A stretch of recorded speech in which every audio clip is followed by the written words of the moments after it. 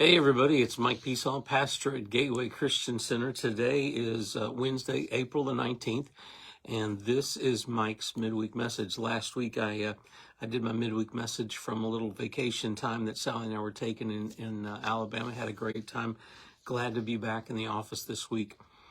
Today's topic is topic of conversation. Now, if you're like me and most of us, we listen to the same news outlets or we listen to the same radio station or we look at the same podcasts. We tend to we've kind of weaved through and gleaned the ones that we want to listen to. And they usually are, we pretty much know what they're going to say. We know what their topic of conversation is going to be, and we know how they're going to present that topic of conversation. That's pretty much the way we are. But there are times when it's good to see another person's opinion, to ask somebody in a civil conversation, in an actual, sitting down and not getting heated and not being argumentative, not being defensive, but just to sit down with somebody who doesn't see eye to eye with you about any number of topics, and just to have a conversation. It can be a really good thing. There's three things I can think of off the top of my head that kind of will happen if you sit down with somebody who you don't agree with about particular things, whether they be about politics, whether they be about sports, whether they be about the church, whether they be about the Bible, any of those things that you have that contrasting opinion of. If you sit down with that person, there's at least three things that can happen. The first thing is that you might actually learn something from that other person, from that other viewpoint that you didn't know. It may even affect the way that you look at something overall. Maybe it doesn't change your opinion about the topic, but it does help you look at it a little bit differently, so you know better how to proceed when you're talking to somebody. So you can have a positive impact. Number two is that you might actually have a positive impact on the person you're talking to. They might actually see in the kind way that you explain it, in the information that you give them. They might actually go, okay, well, you're first of all, you're not a bad person. You're not yelling and screaming at me. Maybe what you have to say is correct. So the first one is that we might benefit from it. The second one is the other person you're talking to might benefit from it. But then thirdly, it may have the ability to make it even more secure in your mind that yes, indeed, that I am correct about this, and the other person may present some information or an argument that just helps you go, oh, okay, see, now this just reaffirms what I already thought. And of course, for the Christian, we have to use the Bible as the borderline, as the guideline, as the foundation of all arguments, of all conversations, of all beliefs and non-beliefs. It has to be from the Bible. Just today, I saw this video and I thought it was really interesting. I love watching those videos, like dairy farmers, and they're working on the cow's hooves and all this other stuff. I'm weird that way.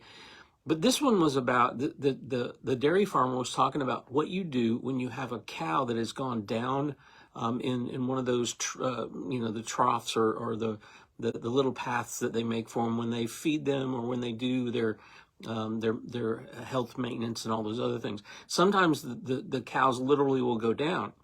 And apparently, what a lot of farmers will do is they'll try to irritate the cow. They'll poke them, they'll prod them, they'll yell at them.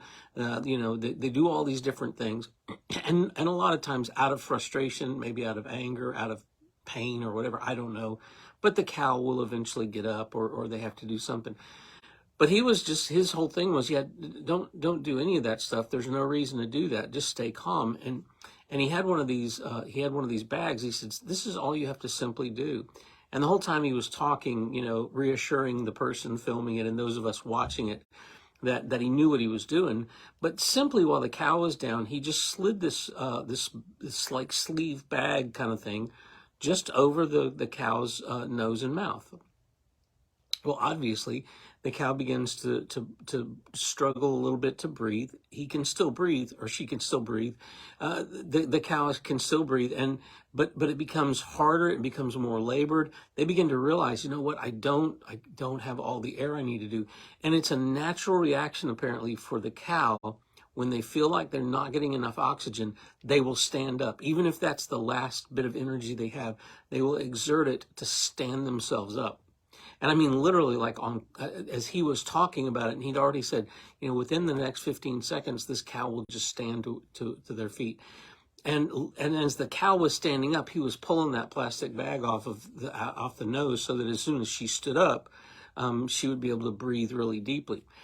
And I just thought, you know, that's kind of the way sometimes we need to do with people. I'm not saying, you know, cut off their oxygen supply, but wait until they themselves go, you know what? I need a fresh look at this. I need some fresh information here. I need to breathe in deeply some fresh truth. And that's what we get to do. But what is the most important fresh truth? What is the topic of conversation that you and I need to have as believers in the Lord and people of the Word? And I think it comes from Deuteronomy. You know, Moses, I've been reading through the Old Testament as part of my daily Bible reading. And man, I am ready to be out of that desert. And, you know, so now Moses is talking to everybody. They're about to go into the promised land, Deuteronomy chapter 6. And so all the things that Moses is talking to the children of Israel about, and to Joshua and to the Levites and all this other stuff. And he says this, and it's found in Deuteronomy chapter 6, verses 4 through 7. Hear, O Israel, the Lord is our God, the Lord is one. You shall love the Lord your God with all your heart, and with all your soul, and with all your might. These words which I am commanding you today shall be on your heart. You shall teach them diligently to your sons, and shall talk of them when you sit in your house, and when you walk by the way, and when you lie down, and when you rise up. Okay, so this brief scripture, it's like Moses was giving a huge, a huge statement here. The most important thing for us to believe as followers of Jesus Christ is that God is the only God. There is only one true God, and that is the God Jehovah. And so there's only one true God. Other people are like, well, you know, there's this God. There, if you are a person of the Word, if you're a person of Christ, you know there's only one God. So there's only one God, and you should love that one true God with your whole heart, with your soul, and with your strength, with your heart, with your soul, with everything that you are, with your entire body. Everything you do should exude, I love the one true God. I live for the one true God. Number 3, you should teach always about the one true God. Yeah, there's other things you're going to teach, and there's other things you're going to talk about. You know, whatever it is that you're teaching about the one true God as you teach that other thing, as that other thing is a habit or a skill or a talent or information or history. All of that is immersed in the fact that we are teaching about the one true God. And then finally, the one true God is always our topic of conversation. I mean, it says that you're going to teach him diligently to your sons and daughters, and talk about him when you sit in your house, when you walk on the way, when you lie down, when you rise up. In other words, that's always on your mind. The Lord, the one true God, the God that we love with our heart, soul, and strength, that is the God that we talk about all the time. We think about him all the time. Every conversation we have somehow comes back to this one true God that we love with everything that we have and everything that we are.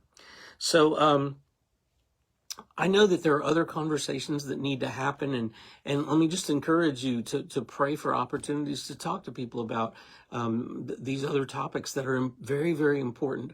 But there's no conversation that any Christian can ever have that's more important than talking about the one true God, He's a God of holiness, and he's a God of graciousness, and he's a God of justice, and he's a God of mercy, and he's a God of purity, and he's a God of compassion. He is all of those things. He's so much more than what we can fit in a little box, in a little line, and carry around in our pocket. And that's I'm okay with a God I can't carry around in my pocket. So I hope you'll have a great week, and look for opportunities just to meditate on the Lord, but then also to sprinkle the Lord in every conversation you have, and let's just see how we communicate with the world that need that fresh breath of the one true God. I hope you have a great week.